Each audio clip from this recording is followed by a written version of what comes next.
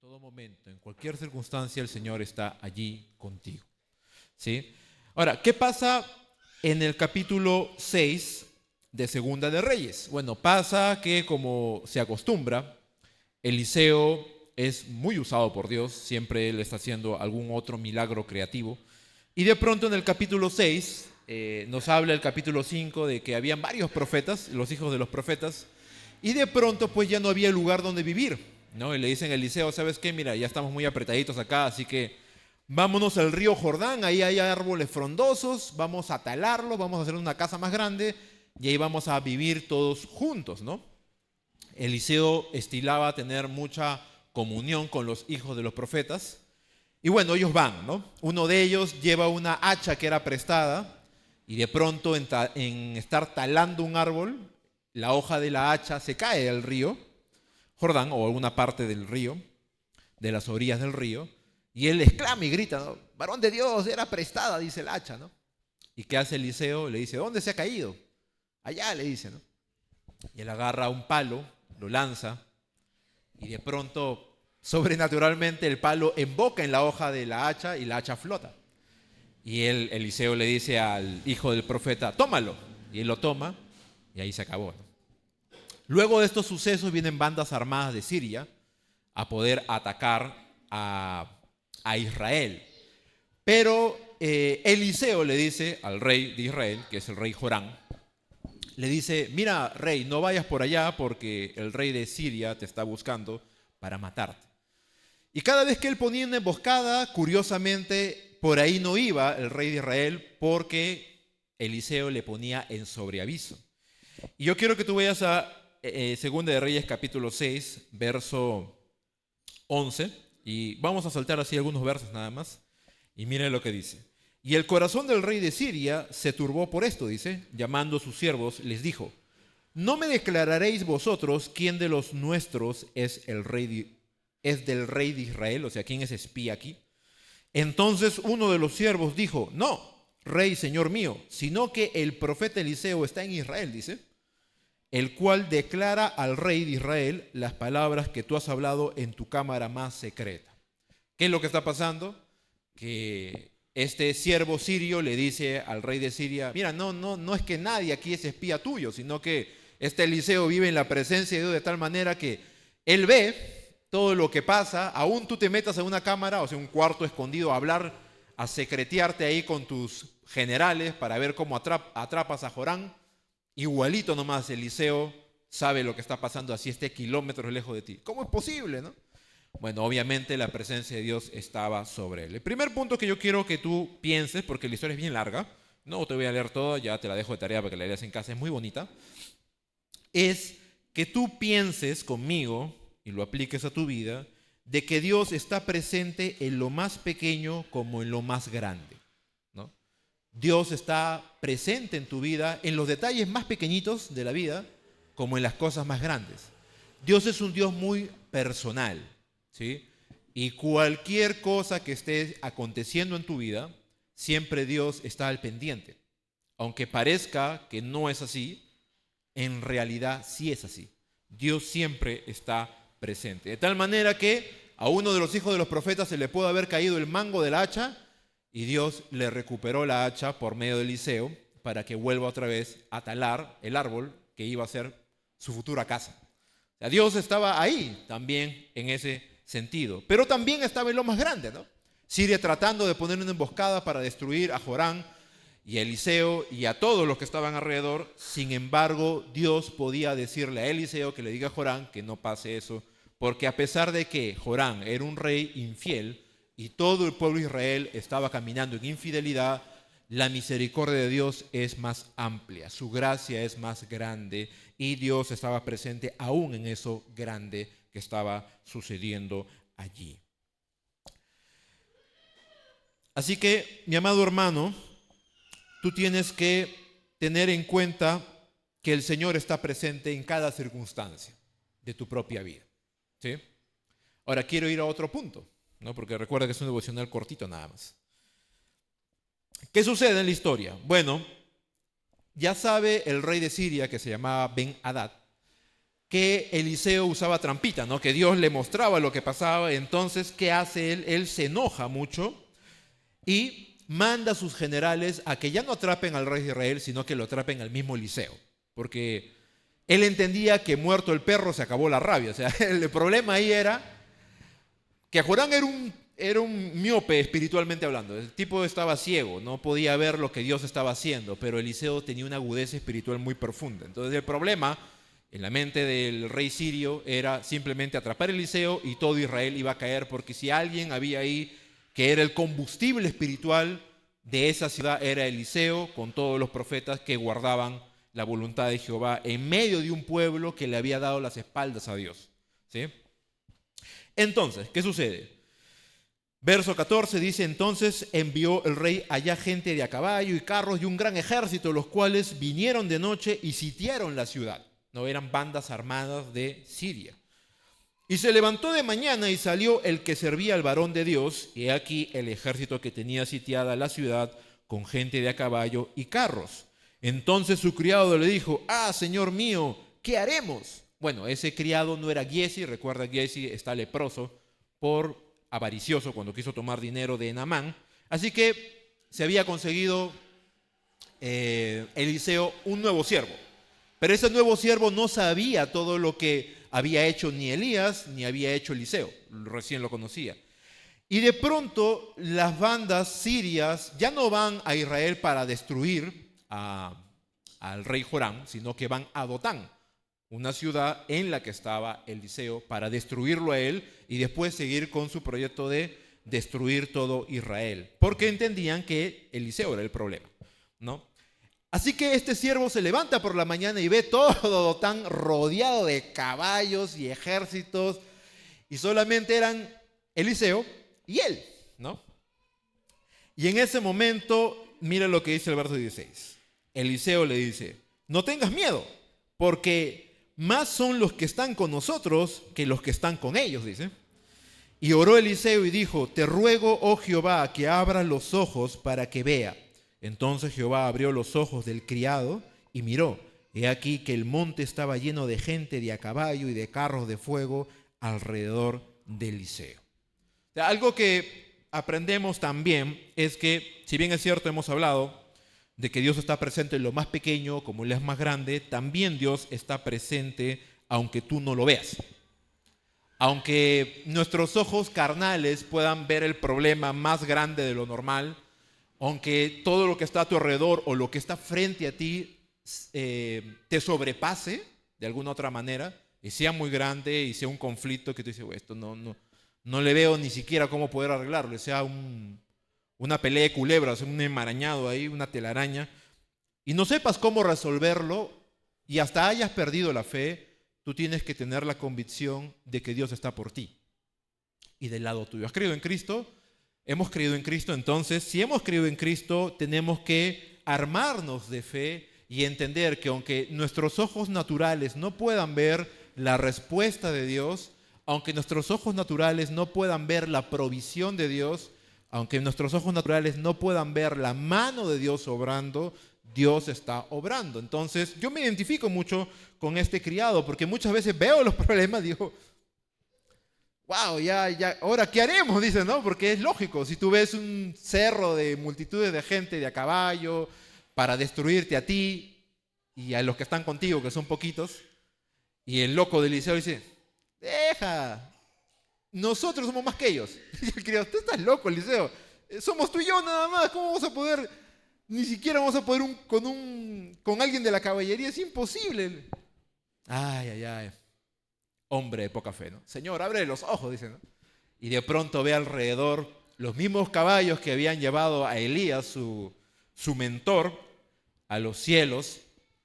Estaban ahí, preparado el ejército nada más, como si Eliseo fuera el capitán y todo el ejército dispuesto nada más para que cuando Eliseo dijera ya, salían a destruir a todo Siria. Mi amado hermano, aunque si bien es cierto la historia no termina destruyéndolos, algo que tú debes de reconocer es este principio: Dios está presente. Así que no importa de verdad lo que pueda estar pasando a tu alrededor, o cuán difícil o cuán color de hormiga se pongan las situaciones, o el revés que pueda venir sea muy complicado para ti o insostenible la relación o lo que pueda estar sucediendo, tú tienes que confiar que el Señor está contigo. El Salmo 3, verso 3 dice, mas tú, Jehová, eres escudo alrededor de mí. Y el verso 6 dice, no temeré a 10 millares de gente que pusieran sitio contra mí. No tengas miedo, porque el Señor es por ti y el Señor es contigo. Y si esto es así y es una verdad que la Escritura enseña, mi amado hermano, tú eres más que ellos, ¿no? Así que tú y Dios hacen multitud.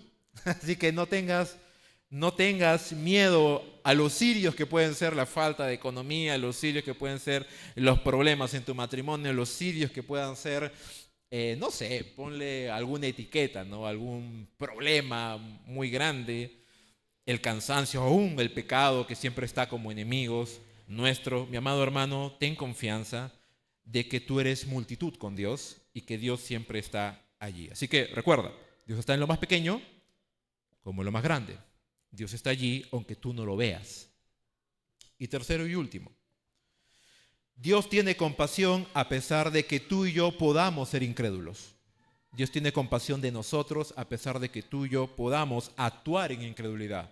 Mi amado hermano, justamente los problemas o las circunstancias adversas, no planificadas, o las situaciones convulsas que vienen a nuestra vida, son necesarias para probar el estado de nuestro corazón y el grado o la temperatura de nuestra fe, ¿no? Justamente las cosas que pasan evidencian lo que somos, ¿no? Y es importante que periódicamente a nuestra iglesia, a nuestra vida, a nuestro matrimonio, a nuestra vida personal, vengan situaciones difíciles, porque eso prueba cómo estamos. Si estamos avanzando, estamos progresando en fe, en piedad, en integridad, en santidad, o estamos decreciendo por algo motivo, o algo nos ha absorbido de tal manera que hemos perdido el entendimiento claro de crecer en madurez hacia el Señor. Y es importante que las circunstancias adversas vengan. Muchas veces te vas a encontrar con problemas que van a revelar de tu corazón áreas en tu vida en las cuales eres incrédulo, o en las cuales soy incrédulo, ¿no? Y no estoy creyéndole a Dios en ese aspecto de mi vida. O sea, puedo creerle a Dios en otro aspecto, pero no puedo creerle a Dios en esa situación, porque lo veo muy complicado para mí, ¿no? Y a mis ojos naturales, yo pienso eso no tiene solución. Pero sin embargo, la verdad de Dios no es así. Ahora, ¿qué pasa? Bueno, Eliseo, muy al estilo de él no truena los dedos para que la caballería mate a todos los sirios. Lo que hace es, le pide a Dios que los enceguezca y los sirios terminan siendo enceguecidos y los lleva. Algunos comentaristas dicen que no, solamente se les nublaron los ojos y no pudieron identificar que era Eliseo. ¿Y qué hace Eliseo? Lo lleva hasta Samaria caminando a todo el ejército, y en Samaria le esperaba el rey Jorán con todo el ejército de Israel. En ese momento el rey Jorán le dice, Padre mío, los matamos, dice así, porque los había traído a la boca del lobo. ¿Y qué le dice Eliseo? Le dice, ¿tú matarías a alguien que has capturado con tu espada y con tu arco? No, hazles un banquete, dales de comer y regrésalos a casa. Y es lo que hace Eliseo, ¿no? Es lo que hace Corán, a regañadientes le da de comer a todo el ejército sirio, los envía de nuevo al rey de Siria, y ellos, dice la escritura, que por lo menos ellos nunca volvieron a atacar Israel, porque entraron con ganas de matar a Eliseo y salieron confundidos, ¿no? Así que regresaron por donde vinieron. Pero esto fue una oportunidad para que el rey de Siria dijera, ya, o sea, se queden buenos, ¿no? Ahora sí ya fueron. Y aprovechando que Eliseo salió de Dotán y estaba en Samaria con el rey Jorán, el rey de Siria dijo, vamos a matar 2 pájaros de un tiro. Entonces, ¿qué hace? Va todo Siria, dice el verso 24, y reúne todo su ejército y suben a sitiar Samaria ahora. O sea, toda la capital de Israel está completamente sitiada. Pasa una hambruna tal, y bueno, la historia ya la puedes leer en casa, que el rey Jorán está pasando por una de las murallas de su ciudad y ve a una mujer que le grita a lo lejos. Y le dice, mujer, ¿qué cosa quieres? Le dice, ¿no? Rey, sálvanos. Y él dice, ¿de qué te voy a salvar si yo también estoy en problemas, ¿no? Estoy parafraseando. Y le cuenta una historia muy cruda y muy triste. Esta mujer tenía una amiga y habían acordado ellas dos poder comerse a sus propios hijos. Una brindó a su hijo para que la cocieran y se lo comieron, y la otra escondió a su propio hijo para que no fuera comido. Entonces cuando el rey Joram escucha esto, se rasga las vestiduras y grita y dice, no, esto es por la culpa de Eliseo. Recuerda que Eliseo había permitido que ese ejército regresara a Siria. Entonces, en ese momento, Eliseo sabe por revelación de Dios que Joram viene para matarlo ahora en venganza de todo lo que está pasando. Porque Joram, en vez de volverse a Dios, lo que hace es culpar a Eliseo de todo lo que está pasando en Israel. Pero yo quiero llevarte a esto. Dice así. Antes de que Joram se acercara a Eliseo, se acerca un mensajero suyo. Y mira lo que dice. Verso 33 del capítulo 6. Aún estaba él hablando con ellos, he aquí el mensajero que desciende a él le dijo, ciertamente este mal de Jehová viene. ¿Para qué he de esperar más a Jehová? ¿Qué había pasado? Este mensajero viene de parte de Joram hablando con Eliseo y le dice, mira, Eliseo, todo esto que está pasando es por la culpa de Dios. Dios tiene la culpa de todo lo que nos pasa. Ya para qué vamos a guardarnos, ya para qué vamos a buscar a Dios, ya para qué vamos a esperar a que Él se digne a ayudarnos. No, todo lo que pasa, todo lo que ves, esta gente que se está comiendo entre ellos, que estaban porque hasta estaban vendiendo cabezas de burro para comer, imagínate. Israel había tocado fondo en ese momento, ¿no? Y el mensajero le dice, esa es la culpa de Dios, ¿no? Todo esto es la culpa de Dios. Sin embargo, mira la respuesta de Eliseo, capítulo 7, verso 1. Dijo entonces Eliseo, oíd palabra de Jehová. Así dijo Jehová, mañana a estas horas valdrá el sea de flor de harina un ciclo y 2 seas de cebada un ciclo a la puerta de Samaria. ¿Qué estaba diciendo ahí? Que, recuerda, con una ciudad sitiada, el comercio, el trueque no se puede dar porque no puede salir nada de los productos de tu ciudad hacia afuera para hacer transacciones, ni nada de los alimentos de primera necesidad pueden entrar a tu ciudad. Entonces los sirios no permitían que Israel hiciera comercio, así que todo lo que era perecible, pereció ya ahí. La gente comía lo que podía, se comían entre ellos, imagínate. Pero Eliseo le dice, no te preocupes, la harina va a estar baratísima el día de mañana y la cebada va a estar ahí en la puerta. O sea, imagínate, eso no era posible a un lugar que estaba siendo sitiado y que toda la moral, la espiritualidad de todo el pueblo se había desmoronado. Así que era imposible, era algo ridículo, es más, era una broma de mal gusto que dijeras que los alimentos de primera mano, que es la cebada, la harina para el pueblo de Israel, recuerda que ellos hacían panes sin levadura y tortillas para comer con sus guisos y todo, iba a estar barato y encima iba a estar a la puerta, o sea, lo cual era algo ridículo. Un príncipe que era compañero de Joram escucha esto y mira lo que dice en el verso 2. Y un príncipe sobre cuyo brazo el rey se apoyaba, respondió al varón de Dios y le dijo, si Jehová hiciese ahora ventanas en el cielo, ¿sería esto así? Dice. Y él dijo, he aquí, tú lo verás con tus ojos, mas no comerás de ello. Entonces Eliseo, que era un hombre que estaba viviendo la voluntad de Dios, era un hombre que estaba en una conexión con Dios muy profunda, estaba armado de fe. Estaba armado de fe frente a esta gente que había caído en una incredulidad profunda y en acusar a Dios del origen de todos sus males. Sin embargo, ¿qué sucede? La historia cambia de una manera muy chistosa porque aparecen 4 leprosos. Estos leprosos están caminando, todos cochinos. Recuerda que Israel odiaba a los leprosos. Y ellos se ponen a la puerta de la ciudad y piensan, mira, igual vamos a morir si entramos a la ciudad porque todos están muriendo adentro. Pero si nos quedamos acá del lado de los sirios, también vamos a morir porque somos leprosos. Así que piensan y dicen, vamos al campamento sirio a ver si alguien se apiada de nosotros y nos ayuda. Y ellos van para allá. Oh sorpresa de la vida, el Señor había orquestado la liberación de Israel por medio de bulla nada más. Mira lo que pasa acá. Verso 6. Porque Jehová había hecho que en el campamento de los sirios se oyeran estruendo de carros, ruido de caballos y estrépito de gran ejército, y se dijeron unos a otros, he aquí el rey de Israel ha tomado a sueldo contra nosotros a los reyes de los heteos y a los reyes de los egipcios para que vengan contra nosotros. Y así se levantaron y huyeron al anochecer, abandonando sus tiendas, sus caballos, sus asnos y el campamento como estaba, habiendo huido para salvar sus vidas. Cuando los leprosos llegaron a la entrada del campamento, encontraron Entraron en una tienda, comieron y bebieron y tomaron de allí plata y oro y vestidos y fueron y lo escondieron, y vueltos entraron en otra tienda de allí y tomaron y fueron y lo escondieron. Y cuando ellos comienzan a mirarse, que ya los sirios no estaban, bueno, la escritura es larga también, y mencionan que habían salido con tanta prisa que los vestidos los habían dejado tirados, los lingotes de oro, todo el botín que ellos tenían, lo habían dejado tirado ahí por el camino, porque habían salido apresurados. ¿Por qué? Porque el Señor, de manera sobrenatural, cuando era de noche, les hizo escuchar a todo el ejército que venían ejércitos. Pero Israel estaba en nada, o sea, Israel no tenía en ese momento ni siquiera aliados, ni siquiera fuerzas para poder levantarse. Sin embargo, Dios, de una manera sobrenatural, saca a los sirios de encima de Israel, y estos 4 leprosos se encuentran todo puesto, todo servido. Y ellos se miran entre ellos y dicen, estamos haciendo mal, más bien deberíamos avisarle al rey toda esta bonanza, que es un día de bendición.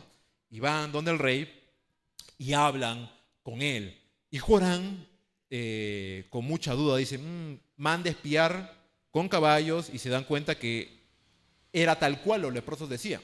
Todo Israel va hacia allá y comienzan a alegrarse, a ver todo el botín, y comienzan a vender la harina, comienzan a vender la cebada, se abren las puertas del reino. Y dice que la turba de Israel salió a tanta prisa que justamente este príncipe que dudó del Señor fue atropellado y murió, ¿no? Al final todo terminó bien para el pueblo de Israel. Este príncipe murió y tal cual dijo Eliseo, la harina y la cebada se vendió barata en aquel día como él lo dijo. Mi amado hermano, ¿por qué les digo esto? Porque a pesar de nuestra incredulidad, Dios siempre va a ser fiel.